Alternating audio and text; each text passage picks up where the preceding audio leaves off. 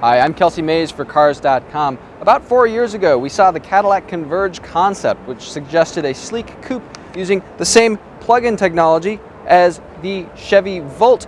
Well, here it is, and we're at the auto show checking it out, the all-new Cadillac ELR. Styling is very similar to the Converge concept. It's basically a sleeker take on the existing CTS coupe. It's actually 2.5 inches shorter bumper to bumper than the coupe, but bigger than the four-door Chevrolet Volt, about 9 inches longer bumper to bumper and a little bit wider as well. You look up front here, pretty much a very closed-off grille. There's not a lot of openings here. The engine doesn't need that much in terms of openings. There's a lower portion of the grille here. It's got active shutters, and so they close up at higher speeds to improve aerodynamics.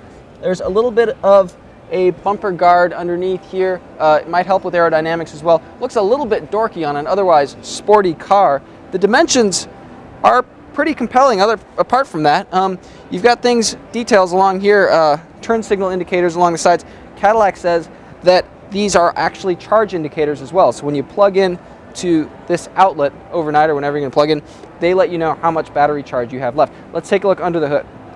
Now, like the Volt, the ELR has an electric motor for all-electric propulsion with a small 4-cylinder turbocharged engine as the backup generator for the system. So it works like this. You plug it in, you get about 35 miles of total electric range, and then the engine kicks in for a maximum electric and gasoline range of around 300 miles. Plug it in overnight, it takes about 12 hours to recharge on your standard household 120 volt outlet, about 4 hours on a level 2 or 240 volt outlet. Now, unlike the Volt, which is a true four-door car, the ELR is a 2+2 coupe. It's got 2 seats up front, 2 seats in back. Lots of leather and wood and carbon fiber and aluminum going on inside. Some cool touches here. The steering wheel is actually trimmed in leather. That's usually not a touch you see until you get to very, very expensive cars. Cadillac says there's leather on all the areas that kind of your arms and elbows fall here. Along the upper dash, there's faux leather. Everything's kind of stitched up. There's suede as well. Definitely a lot of high quality materials. There's even leather along the cup holder cover, which Cadillac says is motorized. So you just press this silver nub right here and it powers back.